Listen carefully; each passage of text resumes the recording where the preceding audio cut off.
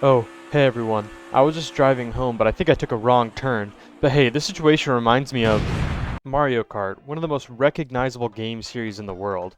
And I bet that every single one of you watching this has played at least one. This series has become such a huge success that it's arguably gotten even bigger than the main series. So since this series has had such a large impact, I feel as though it's my duty to give my thoughts on every single one, starting with Super Mario Kart. This game was the first in the entire series. Debuting on the Super Nintendo, this game would not only sell extremely well, it would also later become a pack-in title for the Super Nintendo and kickstart one of Mario's largest spin-off series. But you guys don't care about that. You want to hear about the game. So is it any good? So starting off with how the game looks, it looks fine. Obviously, for a Super Nintendo game, this is very impressive and probably the best they could do with the hardware, but that still doesn't make it much prettier. And while I understand the screen being split in multiplayer, I don't understand why it has to be like that in single player. The map takes up the spot the second player would, but I don't really want it there because it does not help me in any way. I'd rather just have more room to see the track. But hey, I wasn't expecting this game to look that great, and it really is impressive for the hardware that it's on. But even if I don't like the look of it all that much, maybe the gameplay is still fun. You have 8 characters to choose from, and they do have differences in how they turn and how fast they can go, but the player has no way of knowing this, so you have to pick a character based on the stats that you can't see. The controls of this game have already made me mad because you press B to go forward, and that's just not right. Also, the turning just doesn't feel right as well. You either don't turn enough or turn way too much, and playing as a different character does change it slightly, but doesn't really fix the problem. I feel like I am always missing turns, and some of them are just so tight that I'm not quite sure how I'm supposed to make them. You can drift, but it feels just as awkward to use and doesn't help a whole lot. You can also collect coins to increase your speed. I don't really have an opinion on that. I was just letting you know. Going into the different modes, we'll start off with the multiplayer exclusive, which are Match Race and Battle Mode. Match Race is basically just a versus race in that you can choose whatever tracks you want and aren't limited to one cup's tracks. This is a nice multiplayer mode, as it allows you to race on whatever tracks seem most fun, which is good for multiplayer. Battle Mode is also nice. You and a friend each have 3 balloons, and your goal is to use items to destroy each of their balloons before they do the same to you. This mode is fun enough, but definitely does not have as much depth as future battle modes. But those are only the multiplayer modes. Next we have to talk about what's available for lonely people. The modes available in single player include Grand Prix and Time Trial. Time Trial is pretty simple, no other players or power-ups, and your goal is to improve your time on each track. Not really much else to this mode, but it's a nice addition for speedrunners. Next up we have the big one, the main event, the important attraction. The Grand Prix, we're talking about the Grand Prix. You can choose from 3 speeds, which are 50cc, 100cc, and 150cc, which represent the different difficulties of the game. Your goal is to get through all of the different tracks in the cup while trying to keep your points up by placing higher in the races. If you have the highest point count by the end, you win the Grand Prix. You see, while this all seems fine and fun and maybe even a good time, there is one problem. The computer players are dirty cheaters. Each computer player gets an exclusive item that the player can't get based on what character they are, and it can get very frustrating.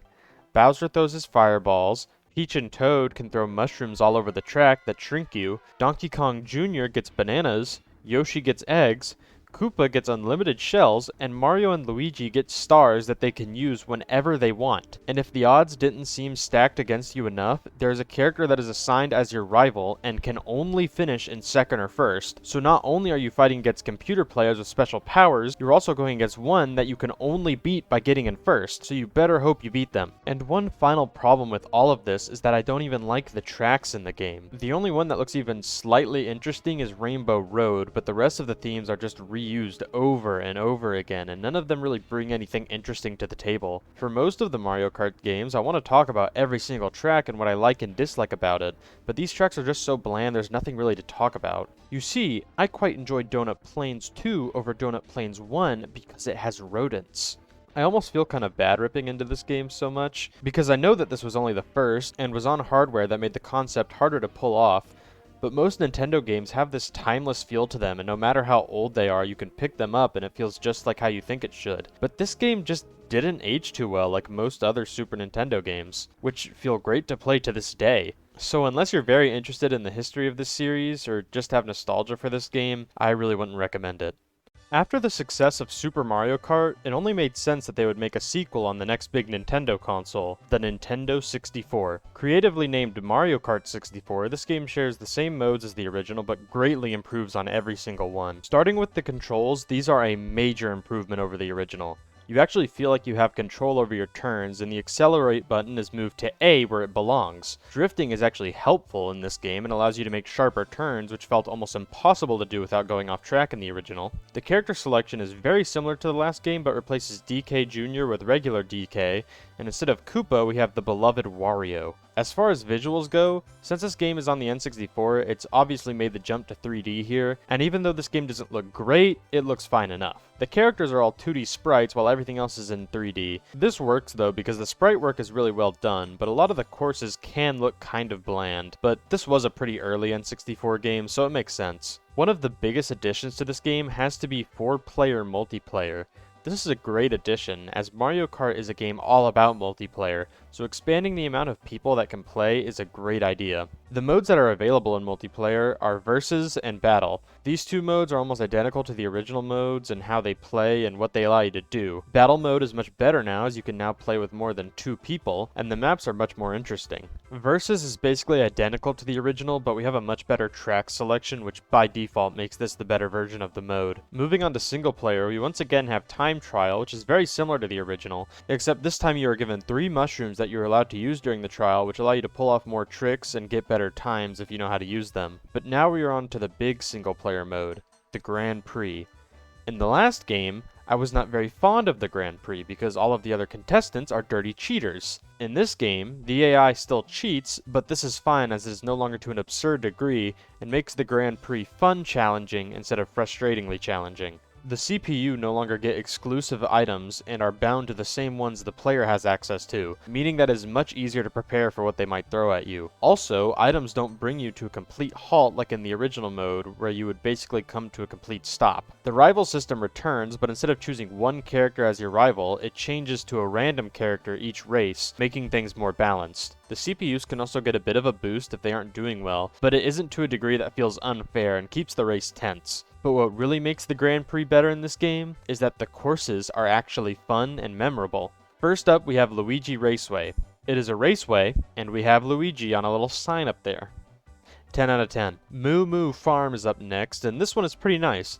It takes place on a farm, and while the track theming and layout is fairly simple, it's still really charming. There are spots where moles pop up to slow you down, and we also have the motionless cows in the background. This track isn't anything special, but it's still enjoyable. Koopa Troopa Beach is another pretty good track. The water rises and lowers during certain parts of the track, which doesn't really add much, but it looks cool. There are also ramps placed around the track, and these are fun to try and launch off of. There's also a cool shortcut you can pull off by going off a ramp into a tunnel. I hope you don't want to see it because I can't do it. While I'm usually not the biggest fan of desert levels in most games, this is one of the exceptions. It's not just endless yellow dunes. Instead, Calamari Desert goes for an American desert look with a giant train that travels around the course. The train offers an interesting gimmick as you occasionally come across an intersection between the track and the railroad, meaning that you can try and get across before the train can hit you and risk falling behind, or just wait for the train to pass. We don't get many Mario Kart stages that actually encourage braking, making this course really stand out. Toad's Turnpike is another pretty interesting one. In this one, you are driving on a large highway and have to avoid the oncoming traffic. Not much else to say about this one, except that it's a fun course. Frappe Snowland is a pretty bland one. I like snow levels, but this one just doesn't really have anything going on. Choco Mountain is another really fun one. You are traversing this mountainous terrain with tons of bumps, curves, and falling rocks around the course, making this one very memorable. Mario Raceway is like Luigi Raceway, but with Mario. 9.5 out of 10. Wario Stadium is one of the coolest courses theming-wise. It is a big monster truck rally stadium and even has a big jump that you get to do over the track. I also really like the repeated Wario JPEGs on the wall, because if they weren't there, I would forget that this is Wario's stadium. Sherbert sucks. Royal Raceway is similar in theming to Mario and Luigi Raceway, but this one has a cool jump, so I like this one. Also, you can go off track to Peach's Castle from Mario 64, which I thought was cool. Bowser's Castle is an amazing track. There are tons of really tight turns you have to make, swamps you have to avoid, and lava pits, and it is just so awesome. This is definitely one of the best tracks in the game. DK's Jungle Parkway is next, and I like this one as well. Driving through the forest and the ancient temple is really cool, and getting to do the jump over the tugboat is super fun and makes this track really stand out. The concept for Yoshi Valley of having multiple pathways you can take is a really cool idea. The giant egg you have to avoid is also a cool part of the track, but other than that one, this one's theming is pretty tame. It's still a fun track though. Banshee Boardwalk just feels like the ghost courses from the original game, except there's a house in the middle of the course, so it's alright I guess. While Rainbow Road was introduced in the last game, I think this was the game that made it a series staple. This track is so long for no real reason, but I think it works here. Rainbow Road is meant to be a trial, and this one really feels like it. Overall, Mario Kart 64 is a huge improvement over Super, with better controls and courses, and obviously looks better with the new hardware boost. This is one that I definitely recommend checking out. Well, that was the first 2 Mario Karts. And while I would say I had fun, I can't. I won't be able to sleep at night knowing the disturbing truth that the Super Mario Kart computer players are dirty cheaters.